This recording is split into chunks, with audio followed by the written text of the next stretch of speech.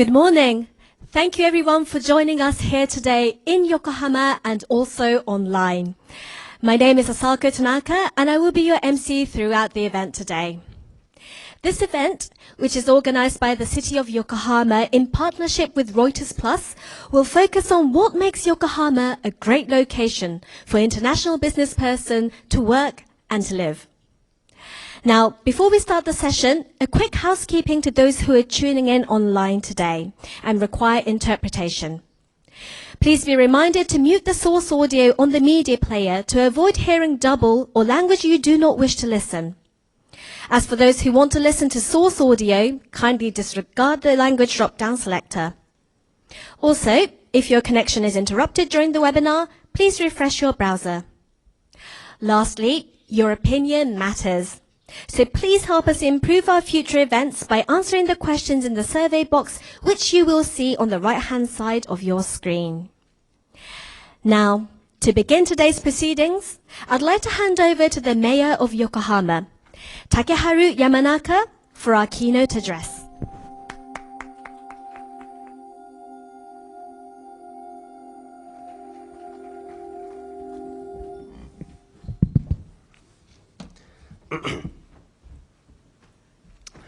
Well, His Excellency Mr. Mohamed Elrumi, Ambassador Extraordinary and Plenipotentiary of the Republic of Tunisia to Japan, and His Excellency Mr. Sergei Korsunsky, Ambassador Extraordinary and Plenipotentiary of Ukraine to Japan. Distinguished guests, ladies and gentlemen, good morning. And thank you very much to everyone for participating here or online. I'm Takeharu Yamanaka, the mayor of the city of Yokohama. Well, it is said the 21st century is the era of cities. This is because the roles and responsibilities of cities are getting and more important in achieving SDGs and challenging to global issues. I promise that Yokohama will achieve our mission for the roles and responsibilities of cities. The purpose of this event, today's event, is to convey our determination and Yokohama's potential to the wide range of people in the world. The theme of today's event is Yokohama, home to Japan pioneers. Well, our city opened its port in 1859. Since then, it has developed as a gateway in Japan, welcoming new cultures and technologies from overseas. The diversity and enterprising spirit are both Yokohama's DNA, and they have made the city active and excited, gathering creative companies and human resources. Yokohama is now attracting attention as innovation city. There are several reasons for this. Firstly, human resources and mechanisms which are necessary to expand business is available here. Secondly, it is home to one of the largest concentrations of universities and research institutions in Japan. Look at the right-sided figure. Advanced research is widely conducted in the city, including life science and information technology. And thirdly, the ratio of technical workers to the employed population is more than that of Tokyo, Osaka. Look at left-sided figure. This means that excellent human resources are available in this city. I will also let you know global companies are accumulating now in this city. Also, I will let you know Bosch or Atlassian, very famous global companies, have chosen Yokohama recently as their business base in Japan. This city is also a good place to develop open innovation. So promising startup companies are being created, and accordingly, investment for them is now increasing and increasing. Moreover,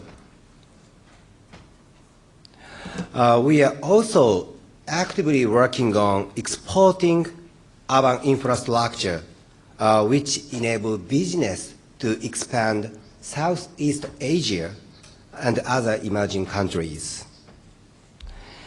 And I will also tell you that we have famous convention center, Pacifico Yokohama, which has held the largest number of international conferences in Japan for the past 18 years.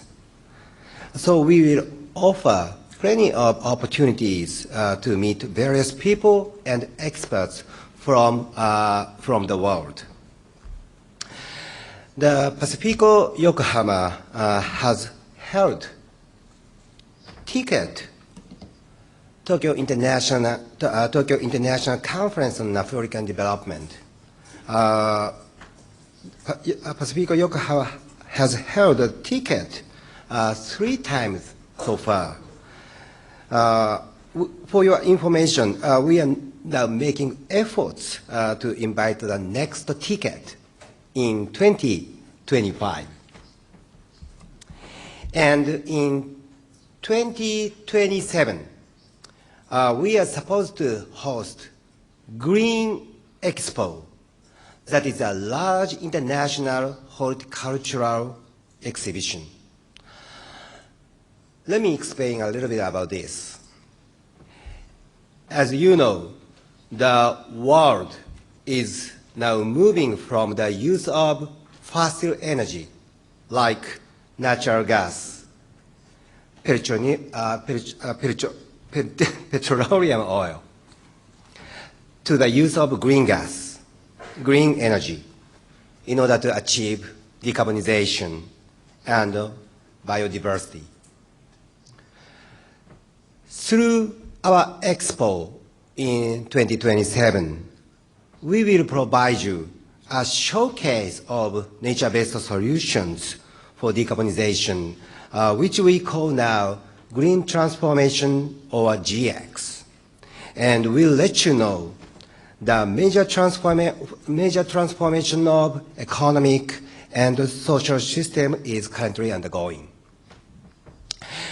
We hope that we will make the expo very unique event that help people in the world to realize our society after 2030. Okay, in closing, we would like to use this opportunity to declare the launch of new international conference aiming to bring companies and people together and resolving global issues. Let us name this conference White Sheep, based on the history of Yokohama, where people all over the world gathered by sheep. Through this international conference, we will confront the challenges together with all the speakers and the participants here. Thank you for your attention.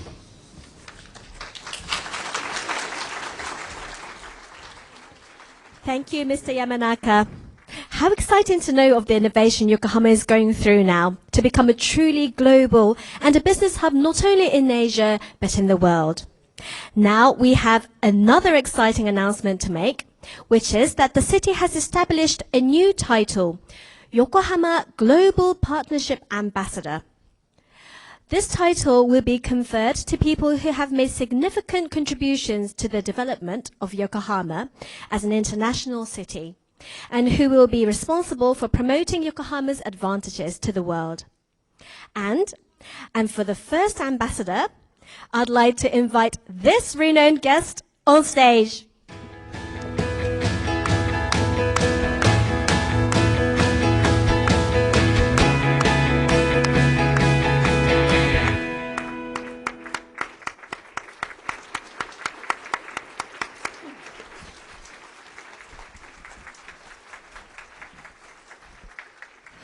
Welcome, Mr. Ramirez. It is so exciting to be able to have you here on stage to present you as our first Yokohama Global Partnership Ambassador.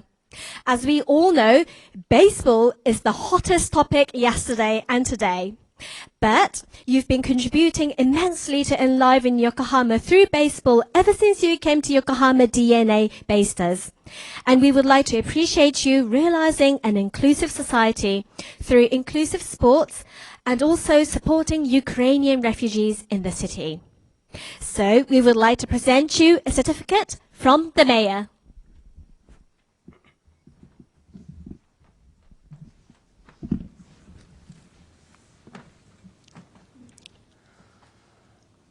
Mr. Alex Ramirez, I hereby appoint you as the Yokohama Global Partnership Ambassador. I hope that you will strive to make Yokohama known in the international community and bring new diversity to the city during your tenure. Presented on March 23rd, 2023. Takeharu Yamanaka, Mayor, City of Yokohama.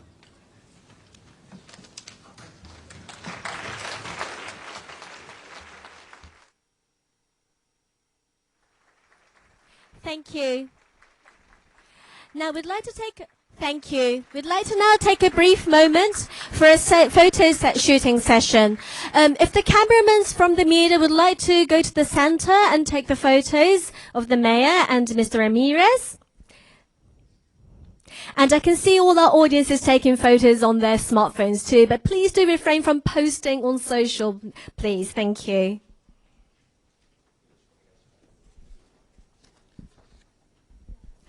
Thank you very much. Now we'd like to have a word for Mr. Ramirez.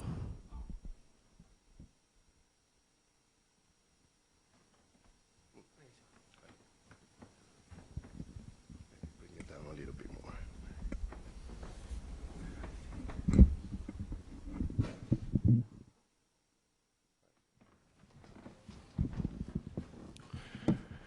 Good afternoon, everyone. My name is Ale Ramirez, well known as Rami-chan here in Japan. And it is an honor for me to be able to accept this recognition today. Thank you so much. Yokohama Global Partnership Ambassador. If you think about something that you may think when you're little that you will probably get in the future, you know, we would never think about getting such a great recognition like this.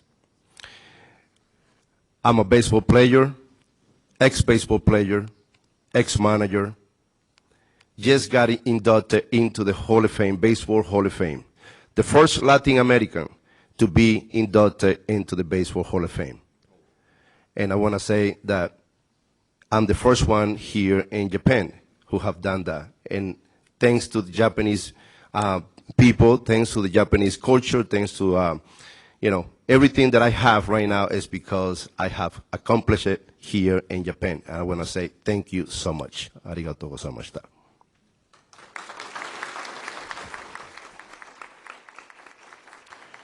Because of baseball, my long career in Japan and what I have accomplished, I was able to also have an organization, Vamos Together organization, to be able to help the special needs and those who needs, especially the little kids, to be able to live independently.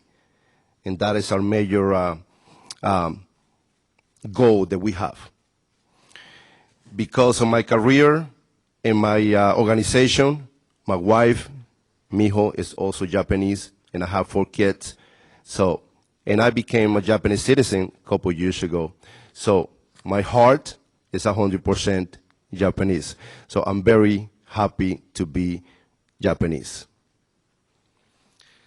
So when it comes to baseball, I want to say congratulations to Samurai Japan for winning. It was an amazing achievement to be able to beat Team USA. Because, all baseball, everybody thinks the major leagues is the highest. And everybody thinks that there is nothing better than the Major League Baseball. But we have proved here in Japan that things are different. And Japanese baseball is a very, very high class. And we have proved that. So I'd like to say, congratulations to Samurai Japan for, winning, the WBC. And then for the last, I'd like to say that as a global partnership ambassador, I would like to be able to communicate to the world about this wonderful city of Yokohama, and to be able to introduce our culture, and to be able to bring from outside beautiful culture and unite. So this is my goal. Thank you so much once again. Arigatou gozaimashita.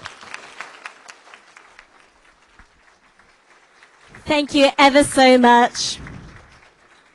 Now, Mr. Yamanaka and Mr. Ramirez, please be careful when coming down from the stage. Thank you.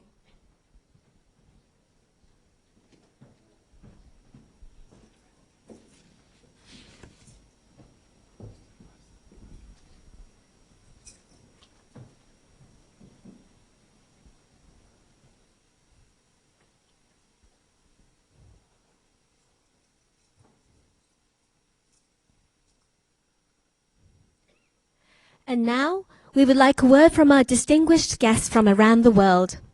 First and foremost, His Excellency, Mr. Mohammed Alumi, Ambassador Extraordinary and Plenipotentiary of the Republic of Tunisia to Japan.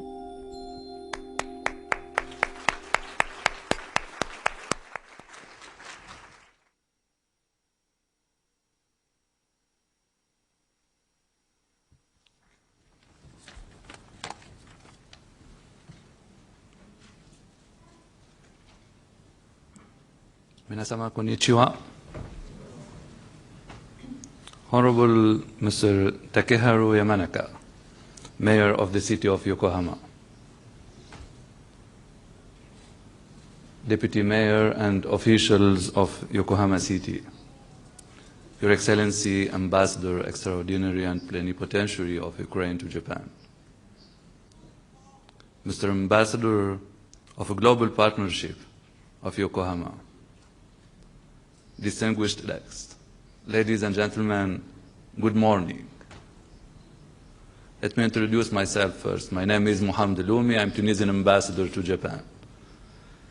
First of all, I would like to express my sincere thanks to the city of Yokohama for giving me this wonderful opportunity to deliver a speech today. I am hereby honored to participate in this event and to express our admiration and respect for this beautiful city, Yokohama, which has always served as Japan's gateway to the world. But I would like to congratulate Honorable Mayor of Yokohama for your insightful speech today. And I cannot miss this opportunity to congratulate Japanese people for the wonderful victory yesterday on baseball. Congratulations.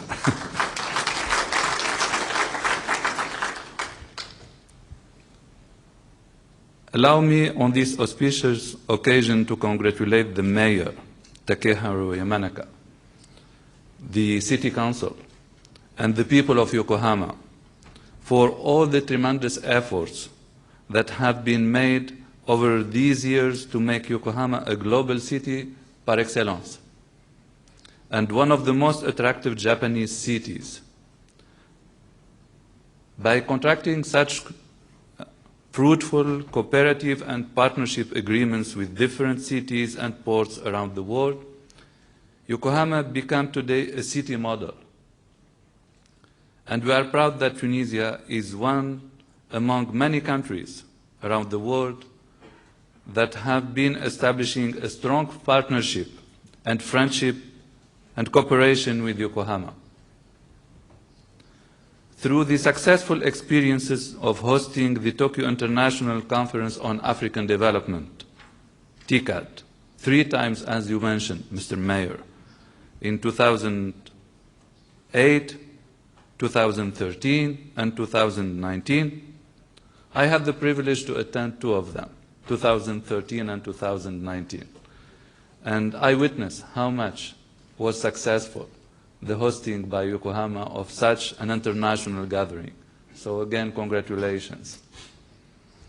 So by hosting these 3 summits, the city of Yokohama has become definitely the closest city to Africa. In this regard, I would like to thank all the members of Yokohama delegation that went to Tunisia last summer on the occasion of the TICAD 8 summit hosted by Tunisia on August 27 and 28 last year. During this successful visit, the city of Sfax, which is the 2nd largest city of Tunisia, and the city of Yokohama signed a letter of intent toward the conclusion of a partnership agreement between the 2 cities, which we hope to be reached this year. Such agreement is aimed to set up various programs in many fields of common interest, including sports, culture, tourism, higher education, and economic cooperation.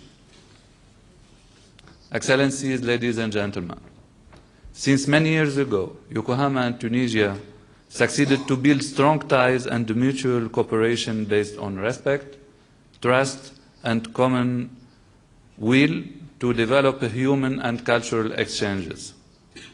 We cannot forget the valuable support and the generous contribution of Yokohama City during the Olympic and Paralympic Games, Tokyo 2020 +1, by offering to our young athletes the best conditions for the pre-camps and hence paving the way for a successful Tunisian participation in the Games. Yokohama City, as the 2nd largest in the country, is one of the most popular locations for global companies, as mentioned by Mr. Mayor. These companies are seeking to expand their business in Japan and overseas. For these reasons, Tunisia seeks to further strengthen its partnership relations with the city of Yokohama, of this city of strong economic weight.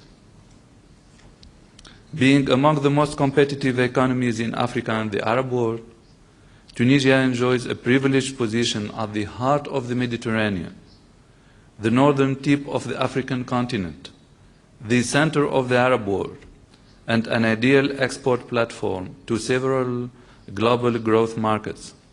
Therefore, we believe that there are many opportunities for cooperation and partnership that can be explored at the local and national levels, taking into account the strong, reliable, and long-standing partnership between Tunisia and Japan, who celebrate this year the 67th anniversary of the establishment of diplomatic relations back to 1956. Ladies and gentlemen, one of the sessions of our event today will tackle the theme Connecting with the Global Startup Ecosystem. And as you may know, Yokohama hosts a number of startup offices. In this regard, startup, for example, can be a promising sector for cooperation between Tunisia and Yokohama. The startup ecosystem in Tunisia is strongly developed, in which Tunisia ranks 5th in terms ecosystem for startup in Africa. Over 1,800 companies operate in the ITC sector in Tunisia, 12% of the companies have 100% foreign capitalization. The ICT sector itself contributed to more than 9% of the national GDP. We strongly believe that the values that unite us and the bonds of friendship that we have been succeeded in establishing over the years are able to bear fruits in many projects of cooperation between Tunisia and Yokohama. From this point, we will continue with the same spirit, work hand in hand for a sustainable development and a bright future for every person, wherever he is. Excellencies, ladies and gentlemen, once again, thank you very much for the city of Yokohama for having invited me today, and I wish you a very successful and a great event. Thank you very much. Arigatou gozaimasu.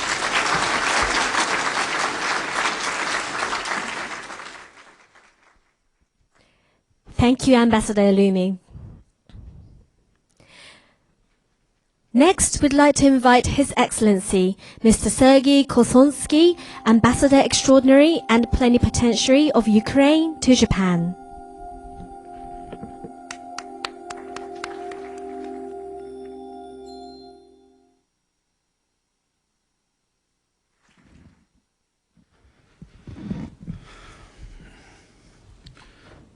Minasan, konnichiwa. Chunichi Ukraine Taichi desu. Sergei Kosonsky desu. Yoroshiku onegai shimasu.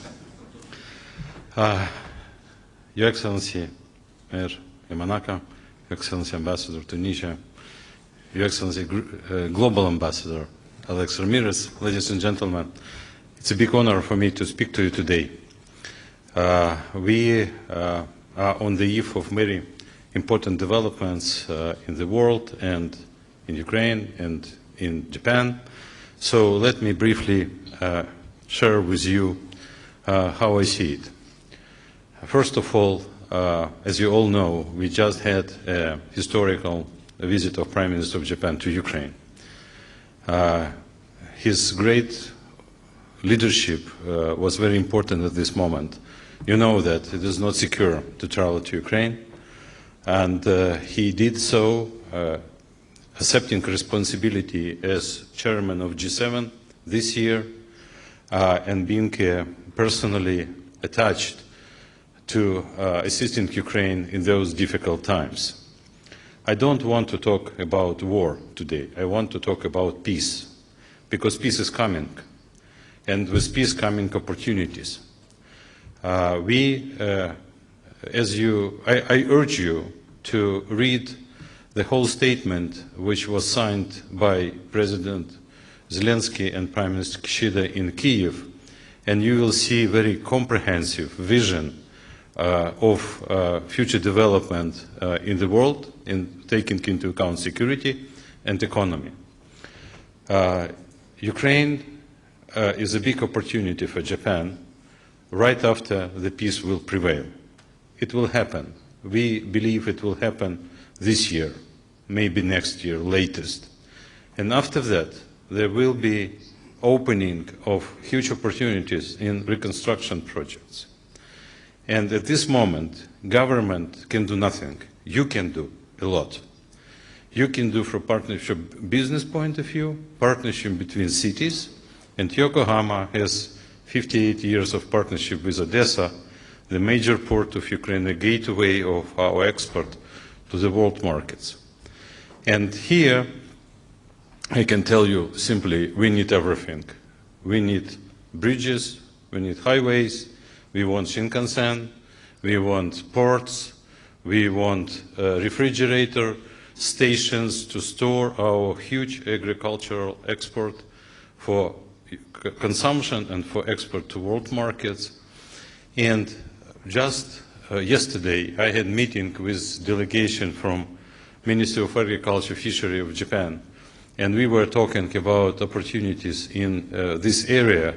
And I will open you a small secret that we expect that this year, almost on every meeting of ministers in the framework of G7, sectoral ministers from Ukraine will be invited to those meetings, and you will see a lot of discussions about how we can work together. For example, We expect a visit of Deputy Prime Minister and Minister of Digital Transformation of Ukraine, Mr. Fedorov.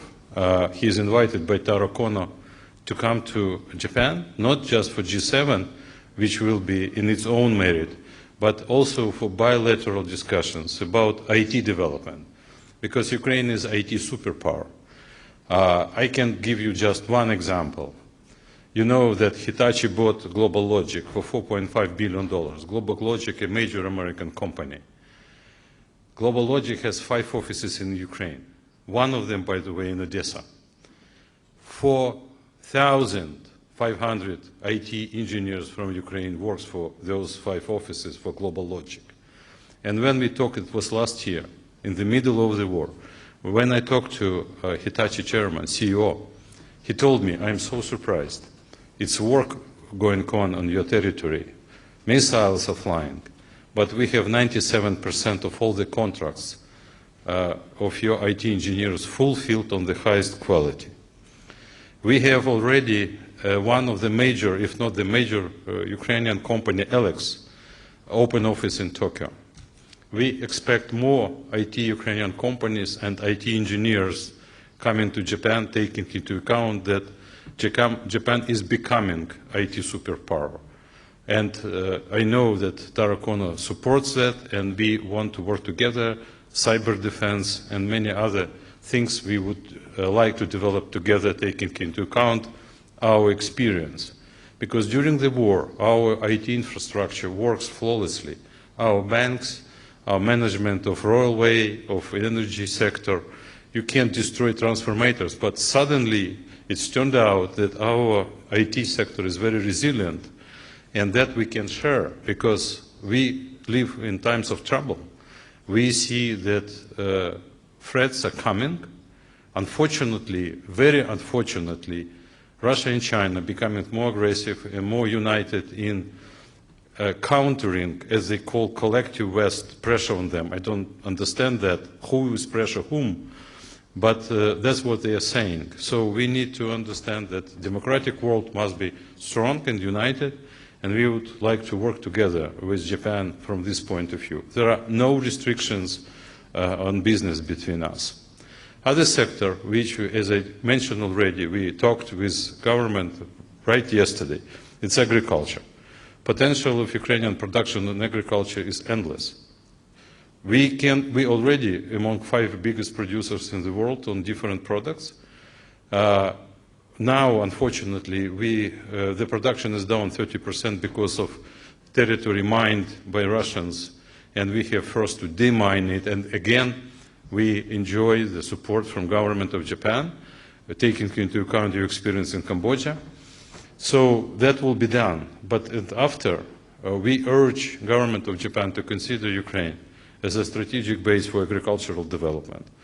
Friendly country, democratic, candidate to European Union, and best land in the world. With your technology, your equipment, your seeds, your biotechnologies, fertilizers, we can produce double.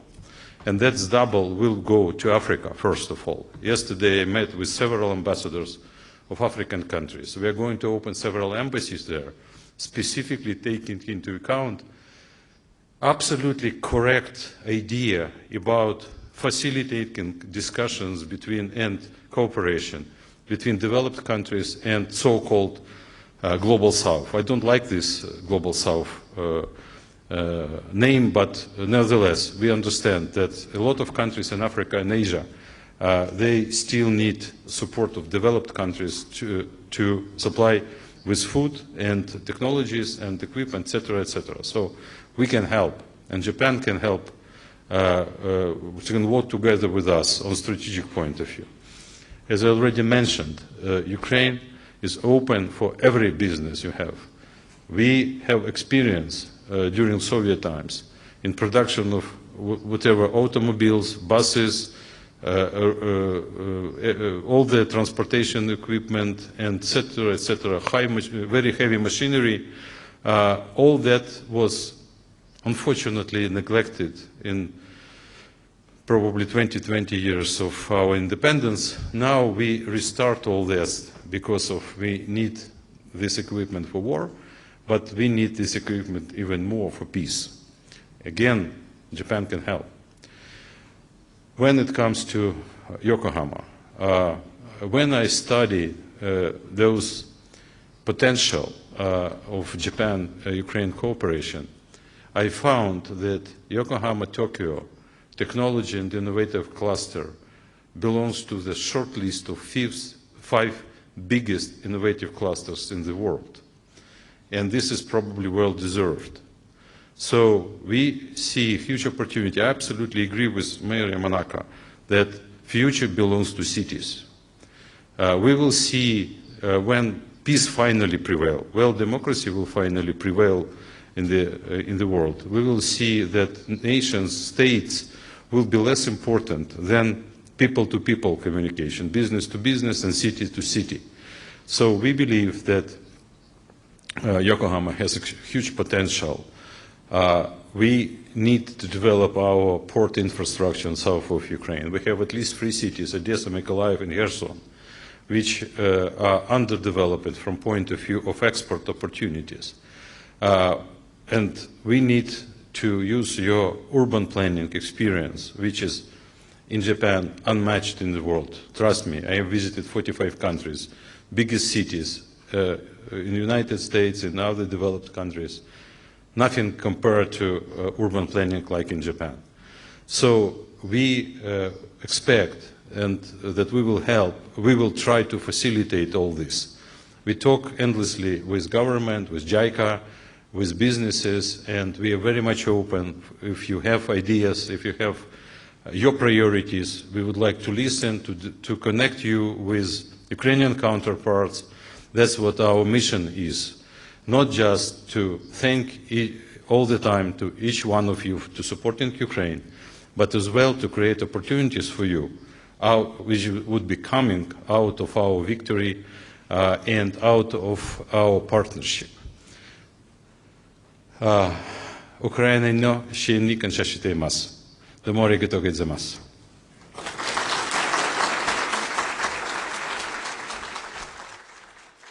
Thank you, Ambassador Kosansky. Last but not the least, please welcome Mr. Boon Kai-tan, JTC Corporation CEO. He will be joining us online from Singapore. So over to you, Mr. Tan. Thank you very much. I hope everyone can hear me. Your Excellency, the Mayor of Yokohama, Your Excellencies, Mr. Ramirez Ramos, Mr. Elumi, and Mr. Kosansky. A very good morning to all of you from the sunny part of Singapore. Thank you for having me on this panel. I apologize that I have been unable to travel to Japan for this wonderful occasion, but I hope to share with everyone in Yokohama now some of the potential collaborations as Mr. Mayor had earlier alluded to. In today's context, given the multilateral issues that we are facing worldwide, in Singapore, we also believe that the best way of moving forward, the best way of enhancing cooperation, the best way of going and facing the challenges of the future are different types of multilateral collaborations between cities, between countries, and ultimately between people. In Singapore, there are many similarities with the city of Yokohama. Likewise, we have a highly skilled workforce, and we see Yokohama developing at a very rapid pace, just perhaps like many advanced cities in the world. Today, Jurong Town Corporation is the key government agency which is under the Ministry of Trade and Industry, which supports new industries as well as existing enterprises by planning, promoting, and delivering Singapore's industrial infrastructure. I apologize that I'm not able to see the slide at the moment, but I hope that you are now looking at a slide which shows that Singapore JTC is the master planner, developer, and a valuable partner to everyone around the world. But we are also part of a broader We are also part of a broader ecosystem, not only working with other government agencies in Singapore, but also with many governments around the world. And to do that, we have the national objective of not only promoting trade and industry in Singapore, but also facilitating many different collaborations worldwide. Next slide, please. What is Jurong Town Corporation at a glance? If you could see the next slide, this is a glimpse of the portfolio that we have. As Singapore's lead industrial infrastructure specialist, and later I will speak a little bit about the startup ecosystem that resides within Jurong Town Corporation's portfolio. We have allocated and developed more than 7,000 hectares of industrial land and about 5.32 million square meters of ready-built facilities. Today, we serve more than 13,000 business customers from across the various industry sectors. These include not only the European companies, the American companies, but also many Asian companies, including many in Japan and also from Yokohama. Many of them have chosen to set up their base not only in Singapore but around the world because of the different multitude collaborations that exist within many of these countries.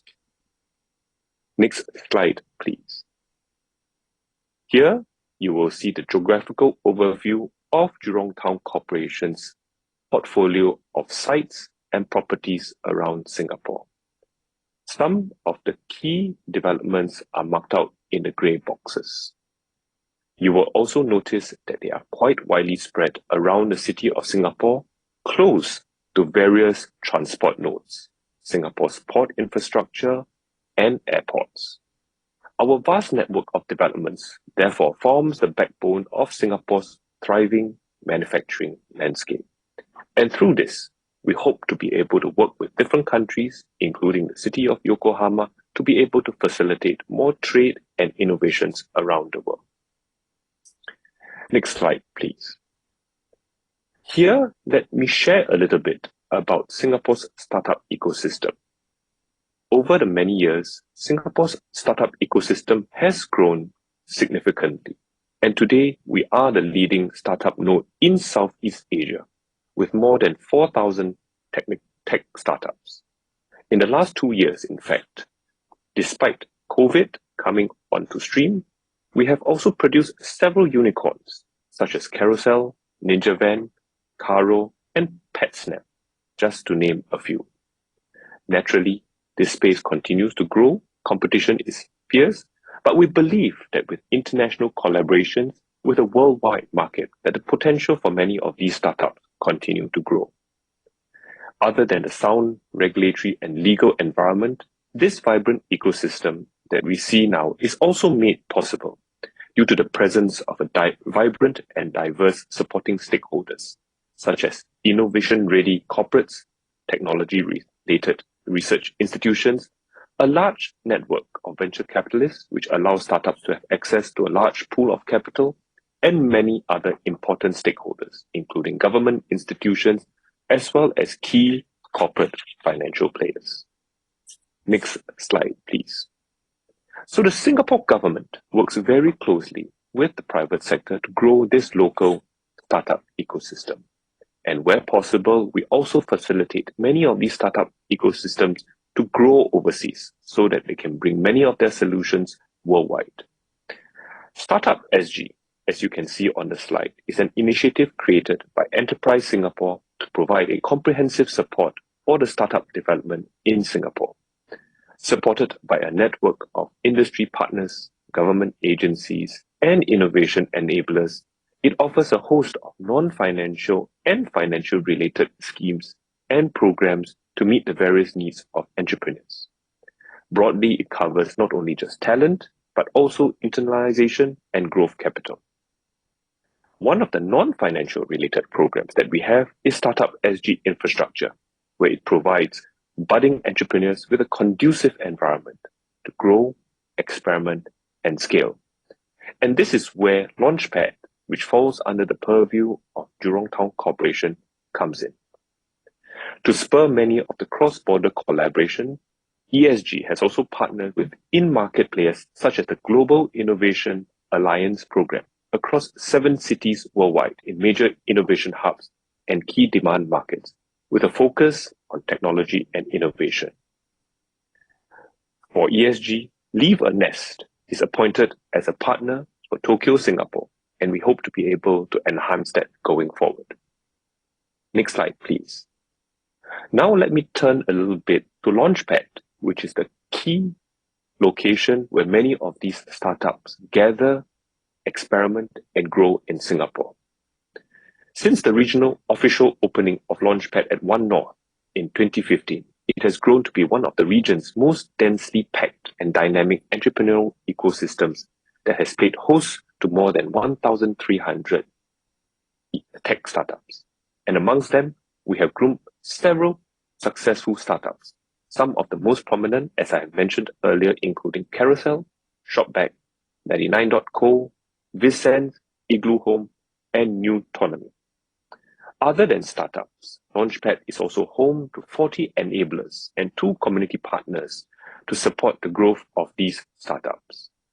JSTC works closely with the Action Community for Entrepreneurship, a national trade association for startups, to support the growth of our startups. And I believe that ACE will be sharing some of their programs at this conference later. Next slide, please.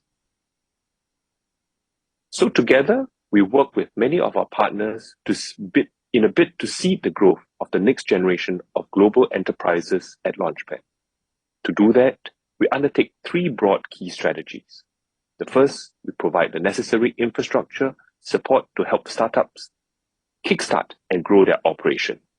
Next, we work with partners to provide a holistic suite of support to nurture these early stage startups.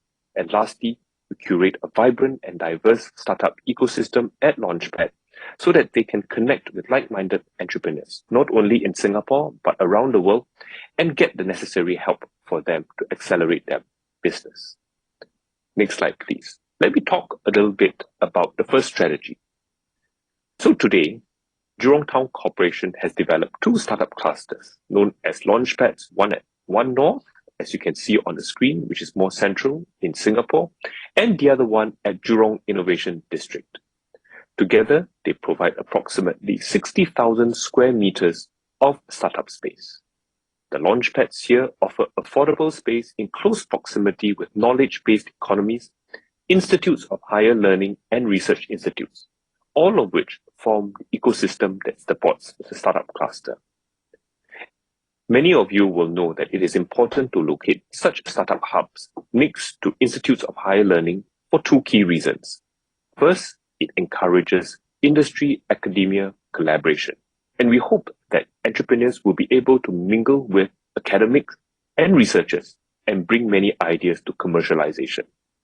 And second, it provides an accessible pool of talent for startups to tap from these universities. These startup spaces are affordable, mostly plug and play as developed by the Jurong Town Corporation, and can quickly set up their operations. We also repurpose old buildings and convert them into startup spaces and equip the spaces with functional provisions, but at the same time also making sure that they are sustainable. Next slide, please. So for example, in some of this that you can see from these slides, we support local entrepreneurs to be able to test bed many of their innovations within Launchpad. Take, for example, serial entrepreneur Mr. Xia Liang Chiang, which you see on the top of the screen. Mr. Xia test-bedded the use of shipping containers as pop-up hotels to provide a novel hotel experience at off-grid locations, mainly for the millennium travelers. But it is also a quick and easy way to set up accommodation in areas which is not easily accessible. We also supported Ms. Vivian Lee, founder of Go Mama, to test bed a smart self-cleaning lactation pod at Launchpad at One North. Such test beds also serve as a platform for other complementing startups to come on board together to co-develop new solutions. For example, Go Mama is now working with other Launchpad startups such as Speco and Scent Journal to co-develop self-disinfecting pods with scents that can support the user's emotional well-being. Next slide, please. The second strategy that we have is to provide a holistic suite of support. And in this ecosystem, we have 40 incubators and accelerators running structured incubation programs at Launchpad.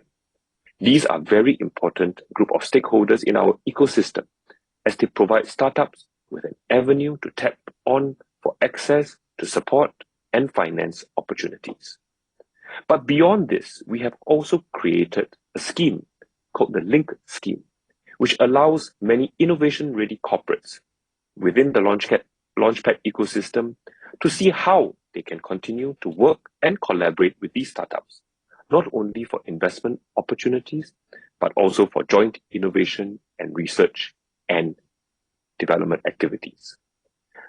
Last year, we welcomed 8 pioneer members, and we hope to be able to onboard many of them soon. And we certainly welcome more international members to come on board. Next slide, please. The last strategy that we have is really to provide a vibrant and diverse startup ecosystem for everyone, just as how we are looking at collaborations with different major cities around the world. We take a hands-on approach in this, and we curate the types of startups that come into the Launchpad ecosystem. While we are generally sector agnostic, we will assess the applicant's innovativeness, product differentiation, and team formation before granting a space at Launchpad. Here on this slide, you can see some of the examples of the startups that we have at Launchpad. Next slide, please. Finally, we offer various platforms for the people to interact, exchange ideas, and collaborate with each other. While this is done locally, we now hope to be able to broaden this to overseas and to be able to allow startups not only from Singapore to be able to connect with those of Yokohama and other countries' ecosystems, so that you now have a global scheme of startup talent development around the world. We are certainly looking with exciting opportunities ahead. Many opportunities reside not only just in Singapore as a global node, but I think, as the mayor has said, in Yokohama as a node and a gateway to Japan, and also many other nodes, for example, in Europe, in Africa, and beyond. Thank you for allowing me to share, and I hope to see many of you in Singapore very soon. Thank you. Thank you, Mr. Tang. A very insightful presentation, and I hope he has heard this big round of applause. Now, we'd like to have a brief photo session where we will invite all our keynote speakers and Mr. Ramirez to the stage. So if you could all come up to the stage, please, gentlemen.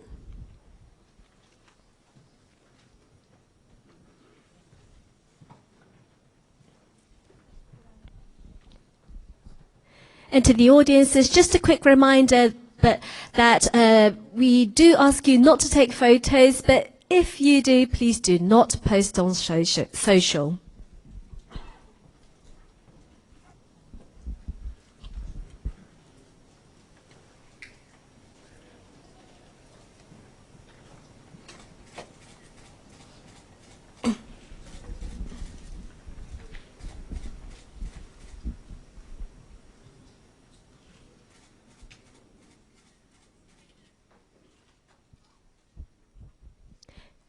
So gentlemen, could you look to your left, please, to the gentleman waving at you? Could we have your eyes towards him?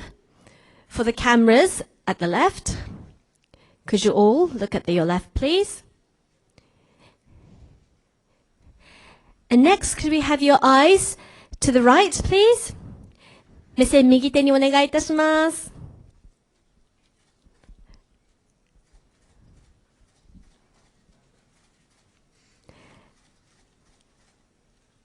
And to the center again, please.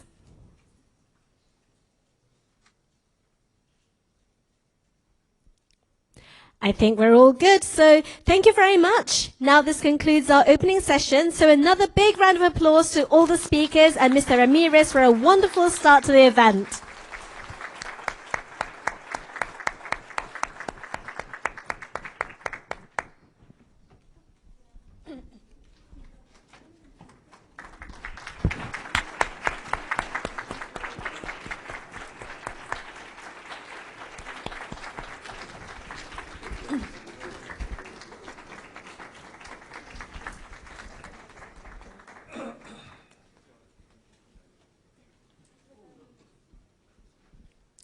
We will take a short break now, so please help yourselves to tea and coffee, which we have prepared to the left side of the room. And for those joining us online, we will be back in about 5 minutes, so please stay tuned. Welcome back and good morning to those who have just joined us. We are currently holding Yokohama, home to Japan's pioneers, gateway to global business, open port city, here in Yokohama on ground. And also, it's a hybrid event, so we are having an online session on a platform called On24 and Twitter. We currently have approximately 47,000 viewers watching this on Twitter, so thank you all for viewing this session. Now, we would like to invite panelists to hear them discuss why Yokohama is attractive to foreign companies and human resources from two perspectives, opportunities and livability, as well as identify what else the city could be doing to make its appeal even stronger. So now, let me introduce you all our panelists. First of all, Alex Ramirez, former manager of Yokohama DNA Bases, founder of Vamos Together. He is also the first Latin American in the Japanese Baseball Hall of Fame, and now also he is the first Latin American to be a Yokohama Global Partnership Ambassador. よろしくお願いします。はい。Stuart Harrington, head of Japan operations for Australian software group Atlassian. はじめまして。Christina Firstenau, Director of Marketing and Communications at St. Maur International School. Morning. Last but not the least, Joseph Amato, who runs the Seven Arts Cafe project and the Yokohama Seasider bilingual magazine. The tea and biscuits you may be having right now was kindly prepared by Dr. Amato's Seven Arts Cafe. よろしくお願いします。And our moderator, journalist and author, Gavin Blair. Thank you. So, over to you, Gavin. Thank you, Asko. So we're going to talk about Yokohama, why it's a great place to do business and to live. And we're going to start off on the business side. So, Stuart, I'm going to throw this first one at you. It's a big question, so perhaps you can't cover everything. But what are some of the factors that make Yokohama a good base from which to enter both the Japanese and the Asian markets? Obviously, Japan is a very big market for anyone. It's still like the third biggest market. So part of it is looking at, well, where do you start a business? I've started 5 businesses now in Yokohama. And there are a number of reasons for that. I think some of them were mentioned by the mayor already. There are a lot of very good universities in this area. There aren't as many companies as Tokyo.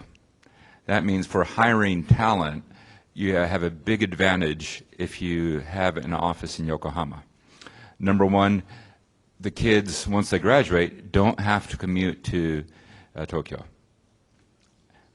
Most people that graduate out of Kanagawa-ken somewhere want to stay in Kanagawa-ken. So from a hiring standpoint, number one, a lot of engineers. Number two, less competition, making it easier for you to hire people.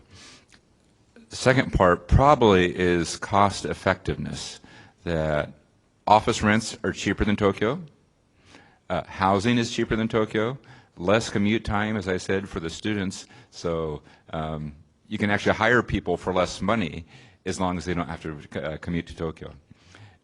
Recently we've found, which is a little bit interesting, even hiring people out of Tokyo, because taking the train is always kudari, meaning down. So you can get a seat coming to work, you can get a seat going back. So at first I was hiring people from Yokohama, then lately it seems more and more of my employees are actually coming from Tokyo, especially with the new subway system in. You can get from Shibuya in 30 minutes. As you know, from Shinagawa to Ueno takes more than 30 minutes. So people think Yokohama's far away. It's actually not that far away anymore. So those are some of the reasons. The other part that you mentioned is it's not just a central point for Japan, it's becoming, I think, a central point for all of Asia. I help a lot of Silicon Valley companies come into Asia, and they say, well, where do you want to live? I said, you probably don't want to live in other Asian countries compared to living in Yokohama. I mean, it's just, the standard of living is so great here. There's a lot more space in Tokyo, and it is becoming cheaper, part of it because of the exchange rate. And we're, 30 minutes away from the airport. It's kind of embarrassing, but once I was at the airport, taking my briefcase out of my car in the parking lot at Haneda Airport. I noticed my briefcase was a little bit light. I didn't know why it was light. I opened it up. I had left my laptop in my office here in the Landmark Tower. So I could actually drive back to the Landmark, pick up my laptop, go back to the airport, and still catch my plane. So that's how convenient it is right now. So those are some of the reasons. So you wouldn't have been able to do that if you'd been coming from Shibuya? No. Well, does anyone else have any thoughts along those lines? Go ahead. Well, in addition to what Stuart basically was saying about the business aspect, looking at Yokohama for two reasons. Starting a small business, as I opened Seven Arts Cafe in the Hinode-Eicho area 2 years ago. That whole area right now, if you've taken a walk recently, many small businesses have started in the last 2 years, even with COVID. It's a thriving area. Southeast Asians, Thai, Vietnamese opening restaurants. Stuart said, as far as Tokyo being so huge and large, you find Yokohama a place where you can see small buildings being available very quickly and picking them up. So I believe a lot of that area outside of Minato Mirai, in Hinode-Eicho, actually Homoka area as well, many of the foreigners coming into Yokohama could see this as, it's a possibility to open up a successful business. The second side of that is an NPO. I've embarked on several NPO initiatives. One this year with the Seaside are now moving to an NPO. And the city has really made wonderful progress to make it easier for those organizations who'd like to start an NPO. Many years ago when I did start an NPO, the paperwork was just a nightmare. And countless meetings going back and forth to the NPO organization office. But now the paperwork is much easier, so for those businesses that are interested in actually having an NPO in the city, I would think that it's quite an easier task here in the city to do that. Thank you. Kristen, did you have anything to add?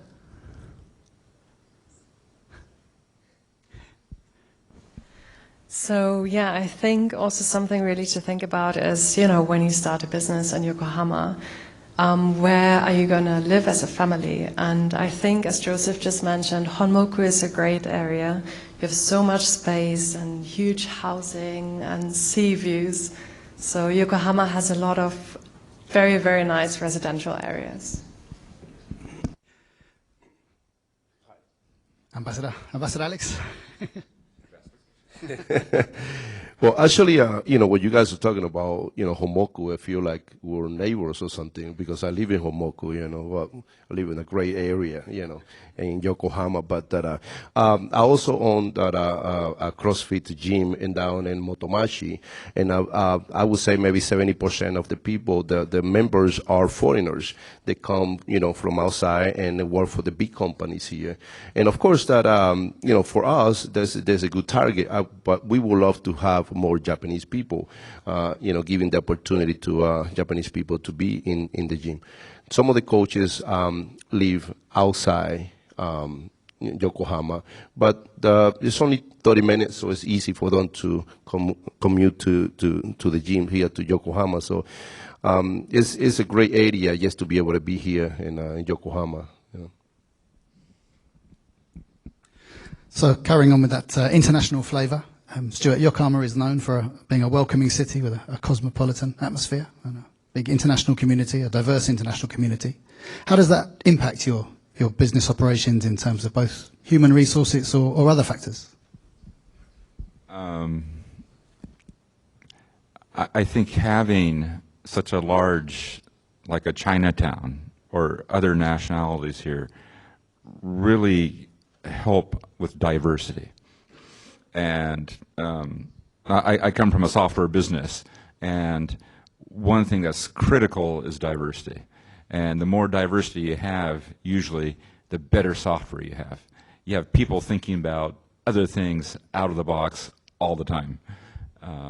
So having that kind of atmosphere and promoting that atmosphere of diversity, of different cultures, is critical, I think, moving forward with any kind of high technology, especially software. May I add to that? That key word of diversity, I think we must think about, you know, as the mayor said, Japan, Yokohama opens its doors. And I had a meeting with several city officials back last year, and they kept sort of, Joseph, what kind of word would you use to separate Yokohama from Tokyo? And we always seem to like fall under the shadow of Tokyo. We're only 30 minutes away. Unlike Osaka, which we consider a big city, but how do we fall under that shadow and sort of now separate ourselves? And I had to say that the only word that came to my mind was diversity. And we were the first city to really show that. And so even as I mentioned in Hinodeicho, you see the Russian community, you see the Korean community, you see now a huge Vietnamese community, the Thai community. Of course, we've had Chinatown for many, many years.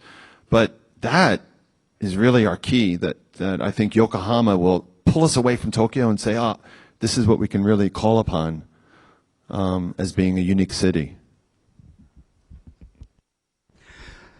Actually, we were just talking, Stuart, beforehand about Silicon Valley and what separates that from the rest of the world, and you were saying that diversity is really the key to it.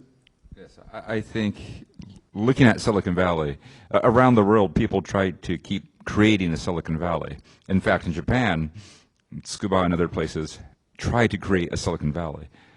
And there are also factors in Silicon Valley, right? There's good banking and investment community and that. But one thing they really have in Silicon Valley is that diversity.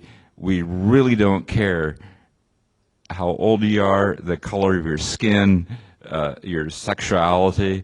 They are completely accepting of anyone as long as you're really good at what you do and you work hard.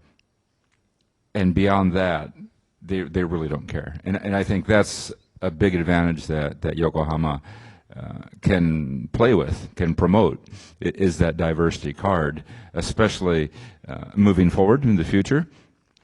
You know, let's do more startups here. You know, the mayor was talking about, or the Singapore is talking about startups, but I think Singapore is very diverse too. But I think Yokohama is a city that can compete with Singapore on that front. So. Thank you. We've jumped into the culture side and also comparing it to the big city to our north. Carrying on with that theme, Alex, if I could ask you, you went from your native Venezuela to the US, and then to Tokyo, and then to the Bay Stars here in Yokohama, where you put down deep roots. Now, having known the city for more than a decade, can you tell us, how do you feel about it? What are some of its strengths? Yes, I was born and raised in Venezuela, and I went to the United States to play in the major leagues there for quite a bit. I was in the major league for 3 years before I came to Japan in 2001, and they sold my contract to Japan, and then I came here. And since then, Japanese people accepted me as one of their own here in Japan. And first I thought that I just wanted to play 1 year and go back to my country, because I couldn't understand why we do things the way they do here in Japan, until I realized that for me to be able to succeed here in Japan, I have to learn Japanese culture, which is the number one thing to do for me, and it helped me a lot. And I changed my mind from trying to teach baseball, to learn how to play the game of baseball.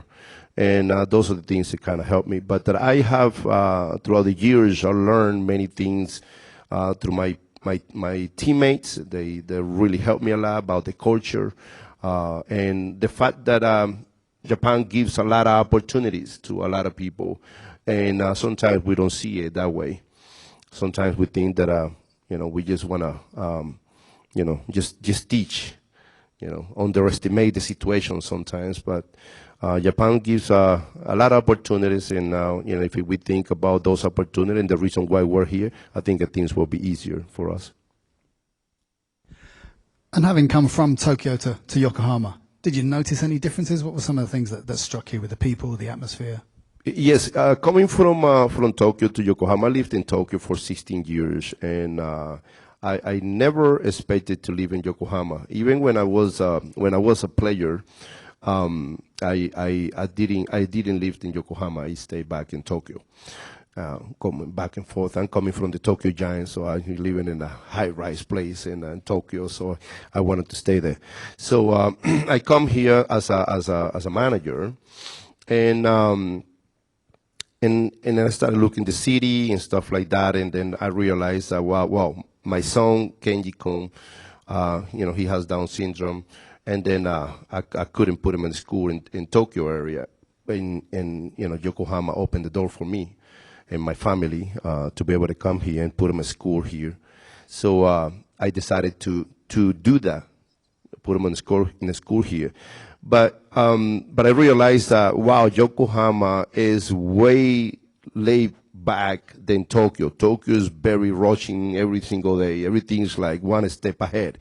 Where in Yokohama is one step behind. Everybody's like, step back, think about things, don't make, decisions too fast. And, those are the things that I think about Tokyo, about Yokohama. That Yokohama is a very family-oriented place. Schools are great. It's a global, city. There's so many people here that speak English, and you feel comfortable. That's some of the things that I see about Yokohama differences. You mentioned your son has special educational needs, and that Yokohama were very welcoming. Can you talk a little bit more about that? Yes, Kenji-kun has, he has Down syndrome, and actually when we brought him to Yokohama, the school that opened the door for him was as a Montessori school. And we thought, wow, this is great, but they have Montessori school in Tokyo, so what's the difference, But here they just open the door, Rami-chan, we will welcome you here, you can bring your son, and he can go to school there. And then he graduated from Montessori. Now he's going to Ichinenset and Honmoku school, and he loves it. And those are the things that we can see now. Wow, the level of education here and the level of the people, the understanding, they're more flexible than what they are in Tokyo. That kind of opened the door for us. Thank you. I'd like to jump back to business later, but we've kind of found ourselves into education, so let's keep going. Christina, we'll start with you here, the resident expert on the panel. So, of course, for any family thinking of relocating to the city, education is going to be huge. Can you talk a little bit about the international schools in the city? Mm-hmm. Yeah, sure. For all families moving to a new city or country, their children's education will be one of their biggest concerns. And we're actually so lucky in Yokohama that we have all these great schools. They're amazing Japanese schools, amazing international schools, and other foreign schools, for example, the German school, Chinese schools, and so on, you name it. There's so many opportunities. And I feel like raising children in Yokohama has so many advantages because you're in such an international city with really deep, rich history that you can really feel as you walk around. You have so much space, as the other said, so many amazing parks and opportunities, and you can really pursue your hobbies and interests. There's really something for the whole family. And thinking about families who move to Yokohama, I would strongly encourage them to enroll their children in an international school, because they can really have an enriched learning, and the parents can also be part of a close-knit community, which is a great benefit as well. have a question for you. How many nationalities now? I heard before there were like 40 or 50 nationalities in St. Maur alone. Yes. Is that the official That's so number? right. So we have about 45 different nationalities. And actually, a big percentage of our students have something, if not some of them have 3 different nationalities. And they speak so many different languages. They might have one German parent, one Japanese parent, and they speak German and Japanese at home, and then they come to St. Maur and they speak English all day. But maybe they also have French classes, so it's very diverse. So I know both Stuart and Joseph, you have a lot of experience in the international schools in Yokohama. Would you like to talk a little bit about your own experiences here? Yes, I went to Yokohama International School. I graduated from there. Let's see, I had one child graduate from there, one child graduate from St. Maur. And let's see, what else? My father was the head of the PTA there, I think, at YS back in the day. He taught, actually, my daughter music, her koto. So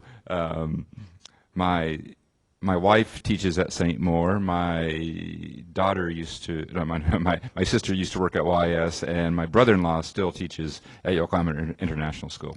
So a long history of international schools here. I think they're all good. It's amazing with 45 different nationalities that you become very accepting of everything, right? There's no, I don't want to get too political here, there's no single right answer to many questions. Religion, politics, language, that I think the kids themselves become this very accepting of so many different things at the same time. So it goes beyond math and science and all that. Just culturally, they grow into very mature people by the time they're 18 years old. Sort of connecting to both of those, I started the Japanese music program at Yokohama International School 2003. And last year was my last year at the international school, but for 20 years at the Yamate campus, right next door to St. Maur. Again, our students, probably 40 to 45 nationalities, but again, multilingual, a diverse student body, a diverse faculty coming from all over the world.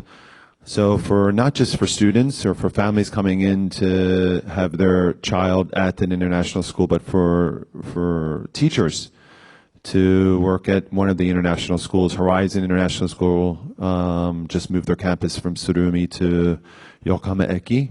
And I believe there's some other international schools popping up here and there. But again, the German school has been in Kanagawa Prefecture for a long time, and then also the 2 Chinese schools in Chinatown.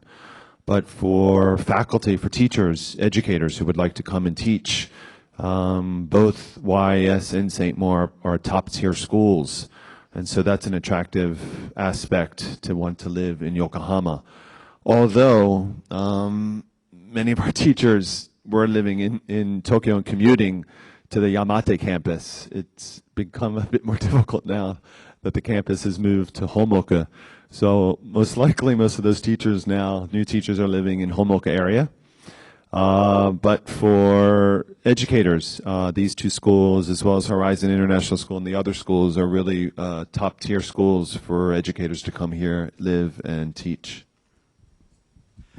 Christina, if we can ask about your school specifically, what are some of the careers? I'm sure it's a huge variety, but what are some of the careers that the students go into or choose, and do you think that the Yokohama roots has any impact on that? Yeah, definitely. So actually at our school we have an amazing college guidance system with great staff, and they really talk to each student to find out what is their passion, what they're interested in. And you know, our students grow up side by side with other friends from all over, like any different country, and like they're all different. So our students develop really flexible thinking in the way they're educated. And our college guidance staff helps them to get into the best universities worldwide. So each year our students go to the US, Canada, UK, Singapore, and so on. And they actually end up choosing very diverse careers because, you know, they grew up in such a diverse environment. And I do think being raised in Yokohama has a huge part to play in that. So you have so much tangible history. For example, where St. Mo International School is located, you know, near Motomachi Park, and it's the historic heart of Yokohama. And you can really feel, you know, actually St. Mo is the oldest international school in the world. And we celebrated 150 years last year. And you can really feel that. You can see the houses of the first diplomats who lived in Yokohama. You can really, you know, feel it and think about the first foreigners having received international education in Yokohama, which is really unique. And so our students attending St. Mo International School, they get a really rich and diverse education and often prefer working in multinationality companies. For example, the United Nations. We have quite a few notable alumni as well. For example, Thane Camus, who you might know.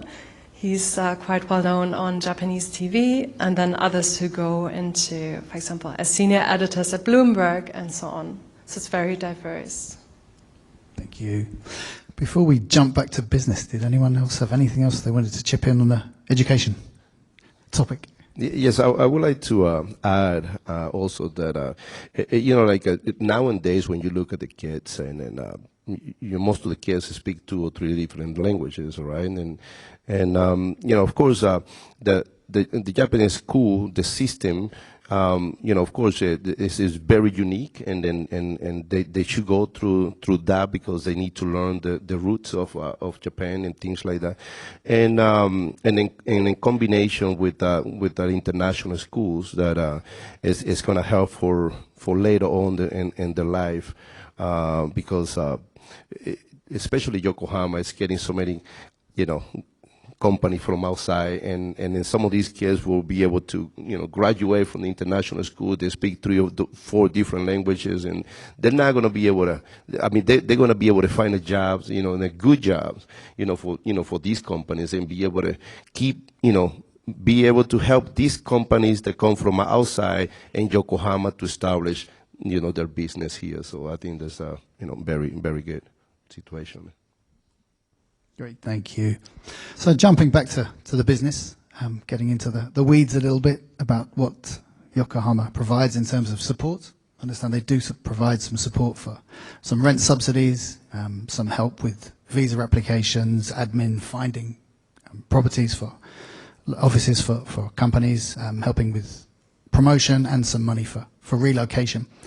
I'd like to get people's thoughts on that, what they are providing, and also what more could be done to make it easier to either launch a new venture in Yokohama or to relocate here.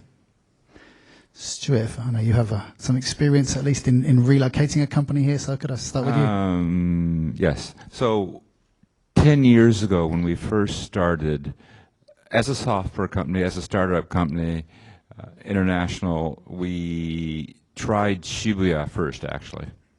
So when I first started 10 years ago, our headquarters was in Shibuya, right by the train station, because that's where all cool startup software companies had to be at the time. After doing that for a while, we started looking at office space around Shibuya and that area. And just because of my past experience doing a number of companies here in Yokohama, we tried talking to some real estate agents here and then talked to the Yokohama city office. And they actually helped with a number of ways. They helped with us trying to find locations, they helped with us trying to find the right real estate agents, and they actually helped subsidize some of the moving costs here to Yokohama. So all around that was great. And I don't want to, so that's all the positive.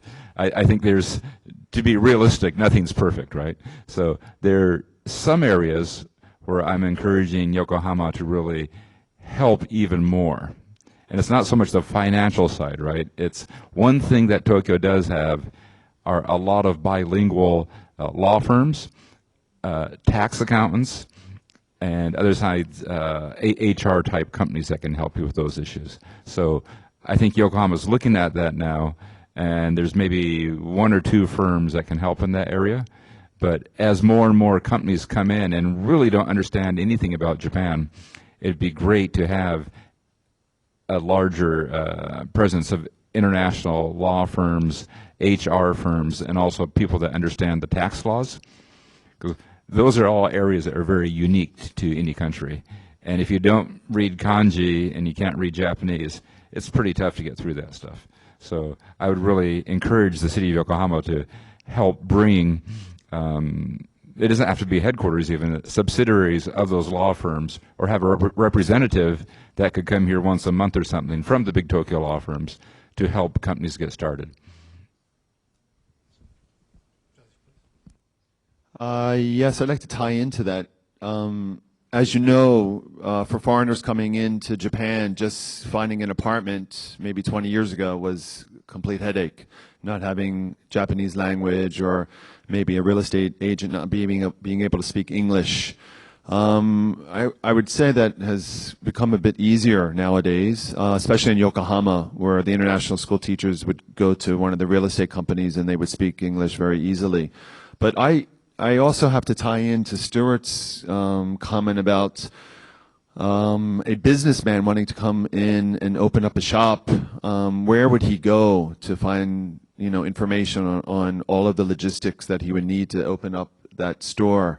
I still, as a Japanese speaker, for me to open up a shop was, a bit easier, but still the hurdles that you have to jump through to have someone there from the city to provide you with assistance on a free basis, I think is really, really necessary, especially for these young 20-year-olds coming in from Vietnam or Thailand wanting to open up a supermarket or a restaurant and just having no idea, first finding about the key money and all of the headaches that are just involved with just getting the apartment and the space that they would like to have for their store.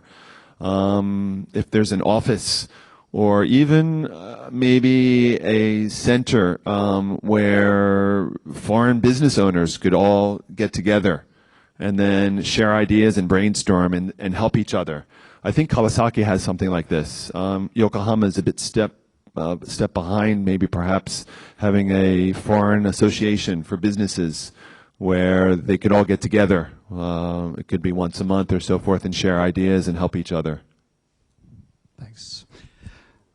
We heard in the presentation earlier that Yokohama is the busiest city, as it were, has the largest number of attendees for conferences in Japan. We could dive a little bit into some of the reasons for that. Stuart, can I start with you there? The biggest reason probably is right down the road here is Pacifico. Over the years, I've used that place for all sorts of things and conventions, and Pacifico is massive if you want a big conference. There are also smaller rooms that are very easy to rent. And we now have, I don't know what the number is now, 20 hotels maybe around here. We keep on building hotels like every couple months right now. The Westin right there, Landmark Tower, Intercontinental. So it's great for having conferences. Again, it's much cheaper than Tokyo. Number two, it's much cheaper than probably anywhere in Asia right now because of the exchange rate. We used to do things in Singapore. When we looked at all of Asia, we'd have gatherings in Singapore. Now Singapore is probably San Francisco prices. And Yokohama is very reasonable now.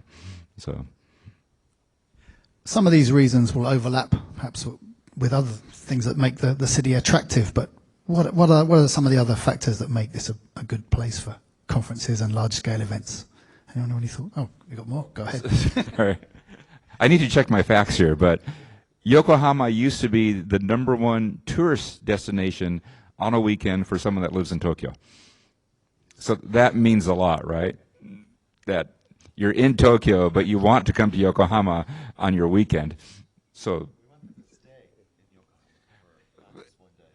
So it used to be, right? So what happened? No. It could still be today. I'm not sure. It's either Kamakura or Yokohama, probably, are the two destinations from Tokyo. So the question is, how can we encourage those from Tokyo to come and not just return after 3 hours? What could we offer as a city besides Sankeien, going to Minato Mirai, Motomachi? How can we have them to stay?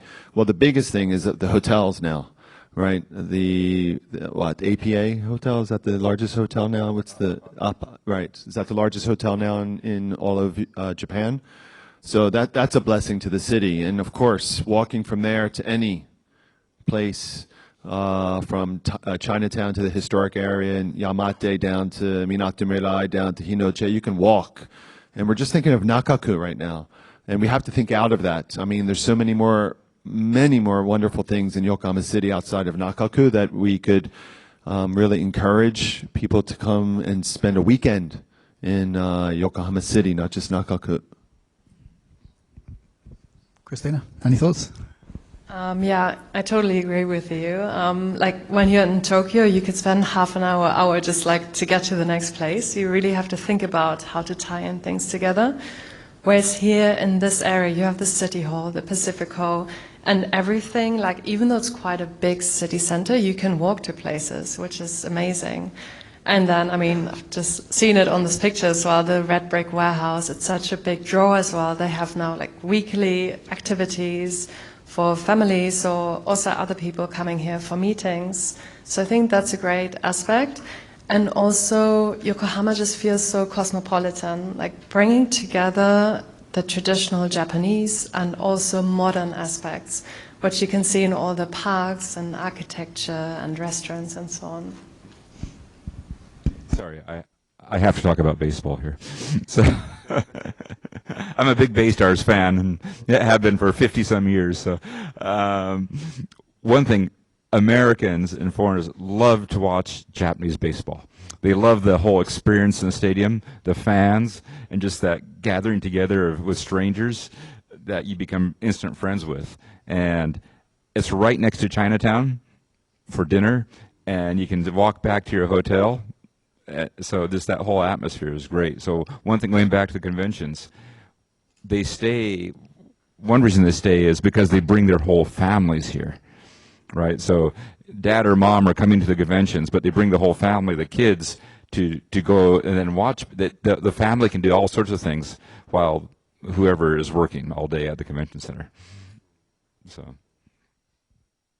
And if we're talking about sport, being a Brit, I'm more of a football man than baseball. And of course, you have a World Cup final football stadium in the city as well.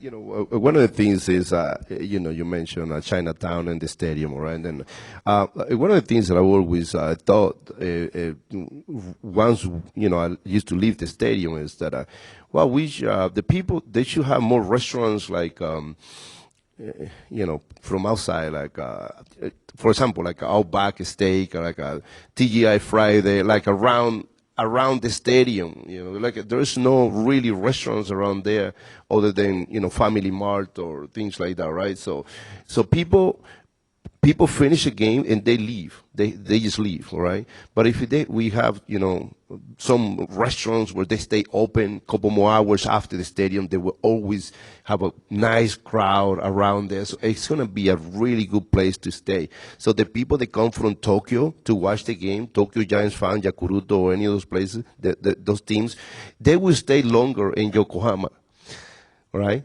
So once the game finished right now, they get back. They have to get back, you know. So that's one thing. I think, you know, Japan still, in general, I think the whole concept of like a sports bar is a little bit different, right? And so a big sports bar right next to the stadium, I think is what you're talking about, would be fantastic. Would be great. Yeah. Yes. We've talked about diversity and how it's one of the keys to the city, so I'd like to dive into it a little bit deeper. Joseph, I can throw this one in your direction. I know it's something close to your heart. So the port opened 1859, and it's been a place of pioneers and firsts since. How much of an impact do you think that still has, that spirit, in the city? So, as I mentioned, looking at the key term of diversity, I think is quite special to Yokohama, and thinking about the first of everything here in Yokohama. There's just too many firsts to mention right now, but if we think about that and we think about all the foreigners who built the city and then built eventually all of Japan, all of them from outside of Japan, and influencing even the Japanese who went abroad and came back and brought those ideas to build Yokohama. And there's a famous book that sort of talks about how Yokohama has been destroyed 3 times, but rebuilt. And we can see this, and I think this is the effect of the foreigners being here. Really, especially after the earthquake, especially after the fire bombings, the foreigners who were here, who were always here, rebuilding the city and making it what it is today, especially Chinatown, rebuilding Chinatown after it was destroyed. But that sense of diversity, at the Seven Arts Cafe, we're promoting LGBTQ plus and this sense of diversity. And one thing I just found out that was kind of shocking is that Yokohama only has one LGBTQ Dantai, one organization that's an NPO, compared to Osaka or Tokyo. And so we're hoping to really expand that in the sense of that everyone's welcome. As Stuart was mentioning, San Francisco is that sense of everyone is welcome, and not just LGBTQ plus, but everyone from everywhere, and having this sense of diversity to really call home to Yokohama. Anyone else? Any thoughts? We've already talked about the diversity, but if you have more to add, please. So I was just thinking, based on what you said, something really special in Yokohama is that you have a really close-knit community. Like, most people know each other, especially, for example, when you attend an international school, you really become part of a family. You all help out, you help each other, you guide new teachers and new families, find the new supermarket or whatever it is, just small things. And it feels like really a place you can call home. And I think that's what it makes so different to Tokyo, for example. Joseph, I can jump back to something you spoke about earlier. You talked about these new communities from Southeast Asia and Russia, and these are essentially new waves of immigrants. In what ways have they altered the city? Hinodeicho, that whole area of Noge and Suiyoshicho, that whole area is where the new Kanto Gakuen is now will be opening soon in Kanai. You can see that whole area. You walk down 2 blocks and you see a large Korean community. You walk down 2 more blocks, I see a large Russian community. You walk down 2 more blocks, there's a Thai community. So a little Vietnamese community. And so, as you know, the Koganecho district, 15 years ago, the city sort of took that over to really rebuild it. And I have to really be honest, I think it's really right now, the hampa right now. It's not really going as well as it should be. And I'm hoping that the COVID situation now will allow more foreigners to come in and really experience Koganecho as an artist enclave.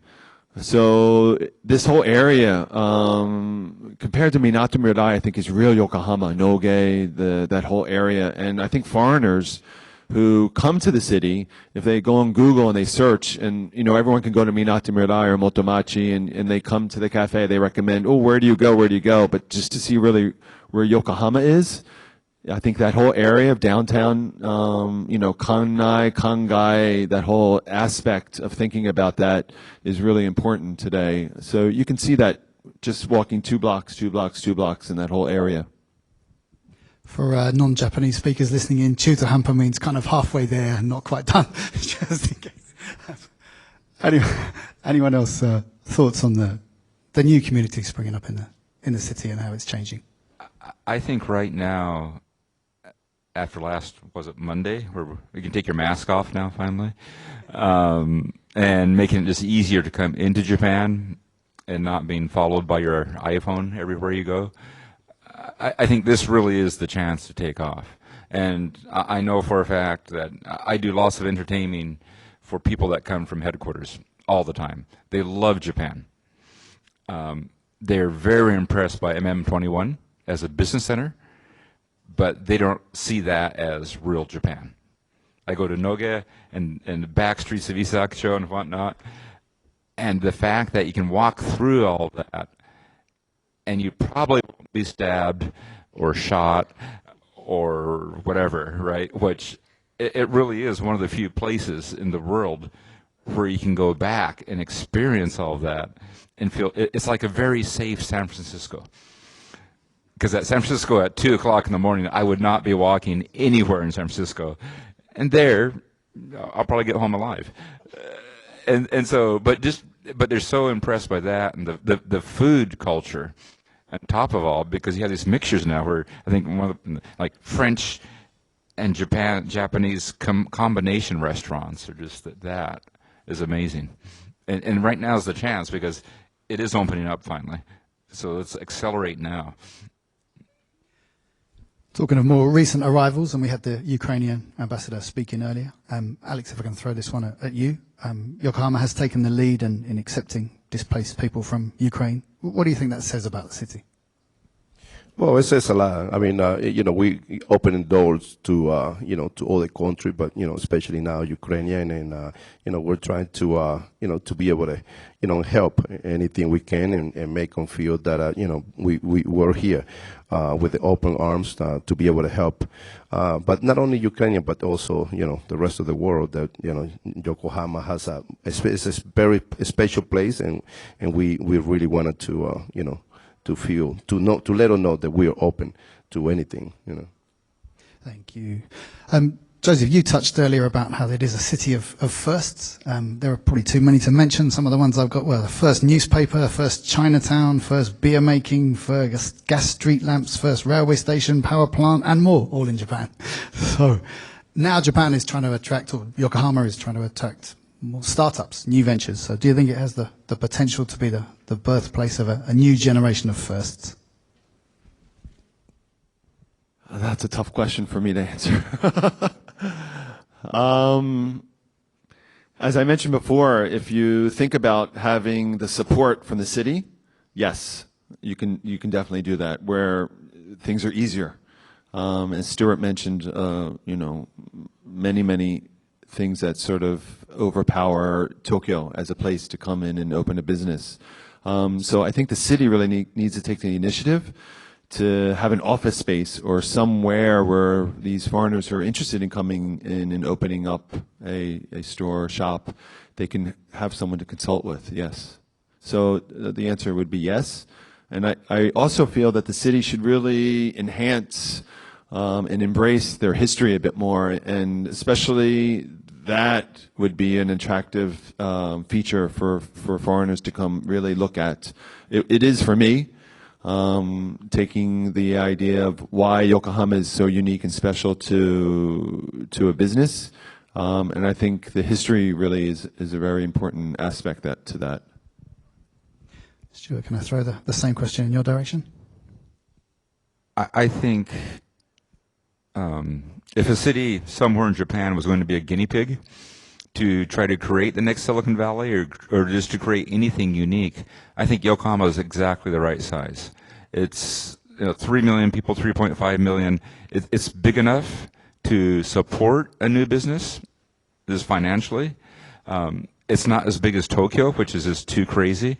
I'm not even sure where to start in Tokyo if they said, okay, try to create a Silicon Valley in Tokyo, where I think here you could get a mentoring system together. You could bring in some international lawyers or something into one location and have other people that have worked here in foreign companies, succeeded, help younger companies coming in. So I think it's not too small, it's not too big, it's just, it's not Goldilocks, it's just the right size to make this succeed. You will make mistakes, of course, right? Nothing's made perfect, but I think Yokohama should try to become an incubator city for new businesses. We can ask everyone's opinion here. Any advice you would share with people who are thinking of launching a new venture in Yokohama or relocating to the city? So I know that's a broad one and covers a multitude of sins, but any thoughts? Christina, can I start with you on that? I mean, when you think about launching your own business in a different country or city, many people will be in the position of having a family and moving with their family to that city, hopefully. So I think Yokohama is perfect because it's very safe. It's so cosmopolitan, rich in history, and you have so many great international schools to choose from. Joseph, can I get your thoughts? Advice, most likely I would like to see the Bank of Yokohama help a bit more. Support and maybe also support business owners who would like to come in and talk to them about a bank loan or support financially for their business. There's really no sort of place to do that as far as I know, where there's multilingual personnel to help the incoming business person. Alex, you relocated here? Yes, one of the things is when we moved, from, let's say, from Tokyo to Yokohama to start a business, there is some benefit that people can get, especially, the rent is a lot low, cheaper here, basically, than what, we're gonna get in Tokyo area. So the space also is a lot better. It can be a lot bigger than what we're gonna get in Tokyo, and maybe in other location. And also, if you have your family, you have kids and things like that, putting them through the school, all these things that we can put together. I strongly believe that Yokohama has a very good potential, for any person who wants to start the single, business. So those are the things that a lot of people need to consider as well. Stuart, you've relocated a business here. You've already talked about that, but any advice you would give someone? It might be interesting, and maybe Yokohama's already doing it, is just to have some kind of template or guidebook manual covering all the things we just talked about, right? And just to make it as easy as possible to come to Yokohama, right? Get rid of a lot of the barriers is artificial barriers, right? The banking thing was very interesting because foreign companies quite often, I speak Japanese, so it's okay, but my CFO in headquarters speaks no Japanese. And they just want someone in the bank that they can speak to, just to ask basic questions, right? So I think if you have a guidebook, where to go, if you have these types of questions, that would make it a lot easier, I think, to come in. We have to just make it as easy as possible because the ROI is there, right? They know if they invest, they'll see a good return. But that initial investment, to lower those barriers as much as possible, that will make the ROI a lot more attractive. Thank you. I believe we have some questions from the audience.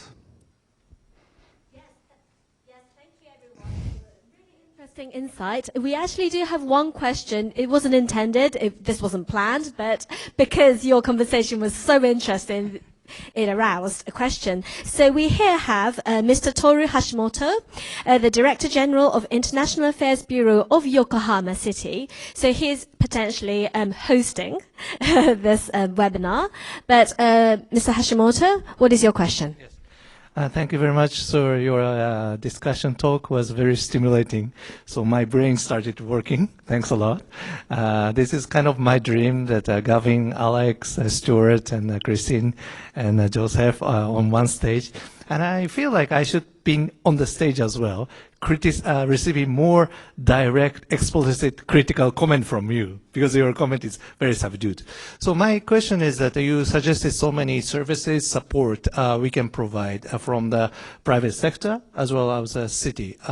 We have been providing some support, of course, and we like to elevate, enhance the service level. But one struggle we have for the past few years is that when I asked the question to the foreign incoming people, they say that they didn't know the city is providing such services.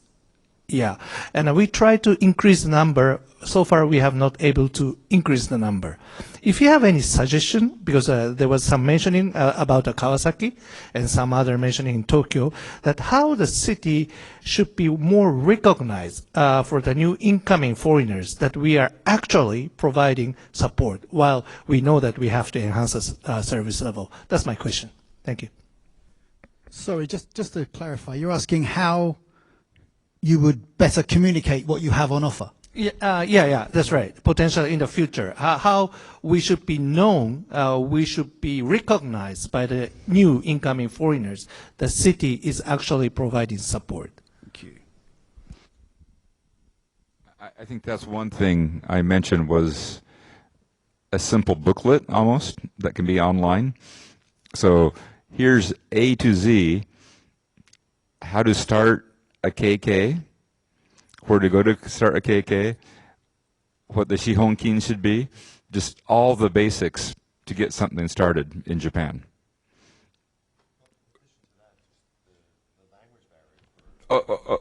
Right, and then you would have to, your office, Aubrey, I think you have a lot of very good English speakers in your office. Everyone I've spoken to speaks very good English in your office. So I think part of that book will be, here are the names of people to talk to. That can help you. No, really. Because then you go, oh, it's real, right? And also that, if you have a booklet, we do this with our software all the time, A to Z, then you find out where the holes are. Like, oh, this was missing, we didn't even think about that. Or this is missing, we didn't think about that. But once you have that template or steps, it becomes obvious.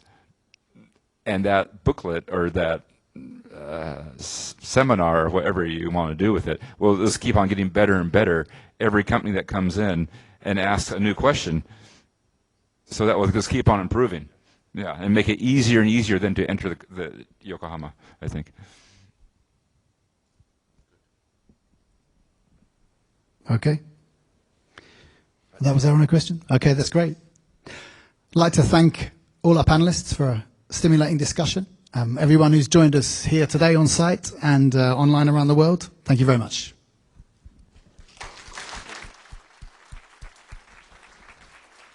Thank you all for a great panel and an unexpected question, but it really was stimulating. And I think Yokohama was able to get some pretty good advices on how to become better and also become an even truly global city in the world. So with that, we conclude this morning's event. So thank you, all our panelists, and please be careful when coming down from the stage. Now, to all our audiences on ground and online, we hope you found the session interesting and valuable. And thank you again to all our panelists for your time and insights, and to all our audiences here on site and online for joining us.